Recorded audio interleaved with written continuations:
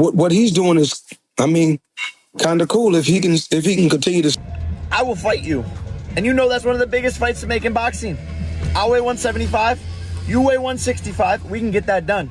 Make a couple $100 million, but what will your excuse be? Floyd Mayweather just obliterated Jake Paul, the self-proclaimed problem child of boxing, after Jake hilariously sidestepped a potential fight with Andrew Tate like it was an overdue tax bill he couldn't be bothered to pay. This is the same Jake Paul who never misses a chance to holler about how he's ready to fight anyone, anywhere, anytime. Well, apparently, that bold claim comes with some fine print. Turns out, Jake's fearless attitude doesn't apply to fighters who actually stand a chance of knocking both his ego and him flat on the mat. Enter Floyd Mayweather, the undefeated legend and true king of the boxing world. Watching Jake's antics from the sidelines, Floyd couldn't help but weigh in, and boy, he didn't hold back.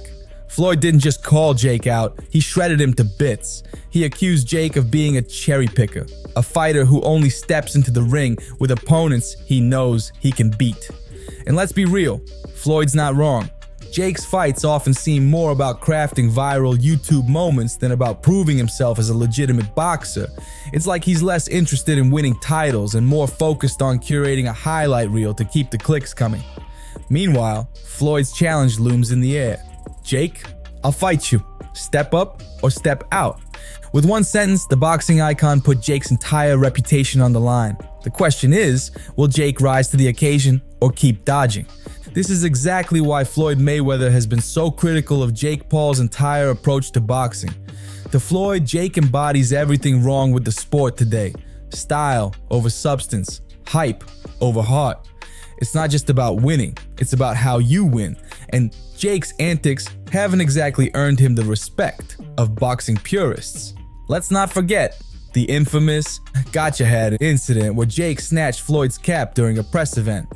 While it may have earned Jake a few clicks and laughs online, it didn't sit well with Mayweather. That stunt only cemented Floyd's belief that Jake is more showman than sportsman, more clown than competitor.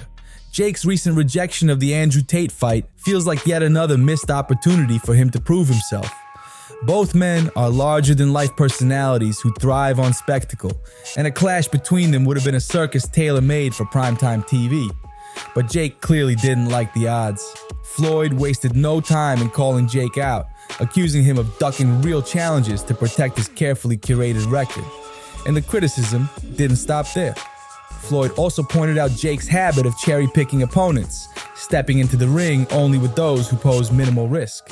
Jake's roster of fights includes Tyron Woodley and Ben Askren, neither of whom had any real boxing pedigree or posed a legitimate threat in the ring. When Jake finally went up against an actual boxer, Tommy Fury, he lost. That defeat wasn't just a blemish on Jake's record, it was a harsh reality check for someone who has built his career on carefully orchestrated victories. It's no surprise Jake Paul is hesitant to step into the ring with Andrew Tate, a man with actual combat credentials and the skills to back them up. After Floyd Mayweather's fiery comments, social media erupted. Memes flooded timelines, TikToks roasted Jake for dodging Tate, and Twitter lit up with fans calling him out. Jake's entire brand is built on bravado, loud claims, and bigger-than-life antics, but fans are pointing out that his actions rarely back up his words. If he won't fight someone like Andrew Tate, how can he expect anyone to take his boxing career seriously? Floyd didn't stop there. He openly questioned the legitimacy of Jake's fights, dismissing them as more entertainment than an actual sport. Mayweather even went as far as to suggest that some of Jake's fights might have been fixed, an accusation that has followed Jake throughout his career.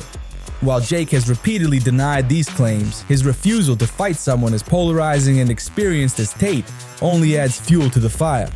The real issue here is Jake's unwillingness to take risks. At its core, boxing is about grit, determination, and stepping into the ring with the best to prove your worth. For legends like Mayweather, it's a test of character as much as skill. Jake, however, seems more interested in carefully choosing opponents he knows he can beat, all while shouting about being a fearless competitor. Mayweather's disdain for Jake isn't just about his boxing style, it's about what Jake represents. To Floyd, Jake disrespects the sport by turning it into a sideshow for clicks and cash. The problem isn't just that Jake dodges real challenges, it's that he undermines the integrity of a sport built on honor, discipline, and respect. Jake Paul's rejection of the Andrew Tate fight, combined with Floyd Mayweather's scathing takedown, has laid bare the cracks in Jake's carefully crafted boxing persona. For all his bravado, Jake has consistently shown an unwillingness to face real challenges. As Mayweather bluntly put it, he doesn't have the balls. The ball is in Jake's court now, but if history tells us anything, he'll likely fumble it. Andrew Tate isn't just a polarizing figure. He's a seasoned fighter with years of combat experience. Love him or hate him, Tate poses a legitimate threat. And that's precisely why Jake wanted no part of this matchup. Unlike retired MMA fighters or social media stars, Tate brings a level of unpredictability and skill that Jake's camp likely deemed too risky.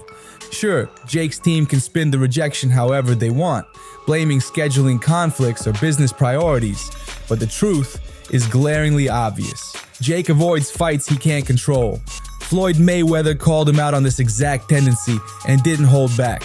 Floyd's jab about Jake dodging fighters like Canelo Alvarez wasn't just an insult, it was a statement of fact.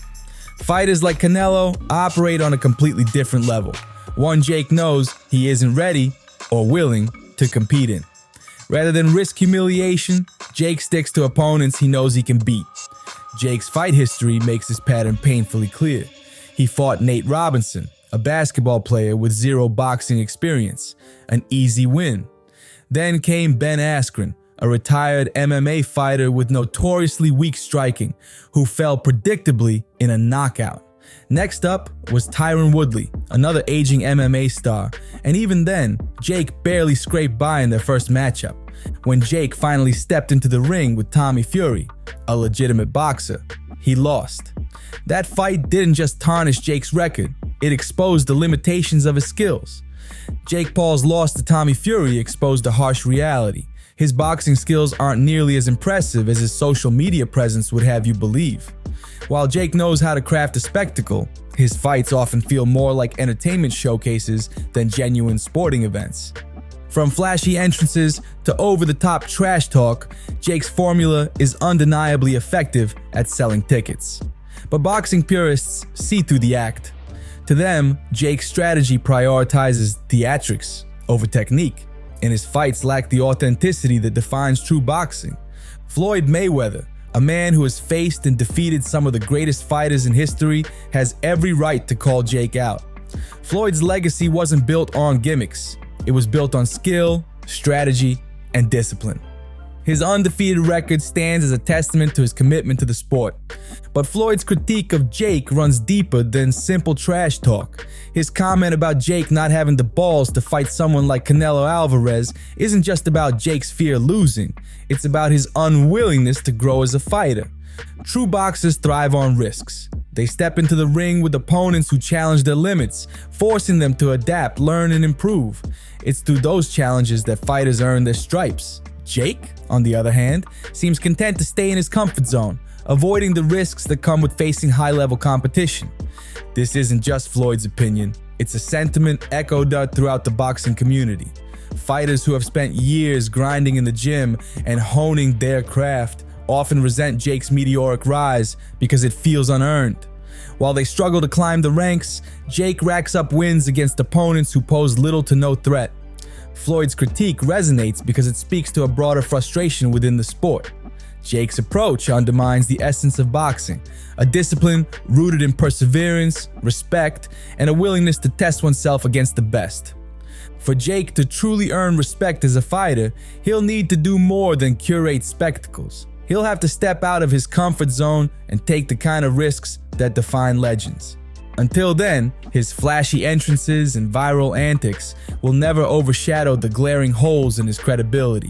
Jake Paul and Mike Tyson have sparked intense speculation in the boxing world with the possibility of a high-profile showdown. Jake, ever the controversial figure, thrives on attention-grabbing antics, while Tyson, a heavyweight legend, represents an entirely different level of skill and legacy. The idea of these two stepping into the ring has gained serious momentum. Jake, true to his bold persona, seems unfazed by the thought of facing a legend like Tyson.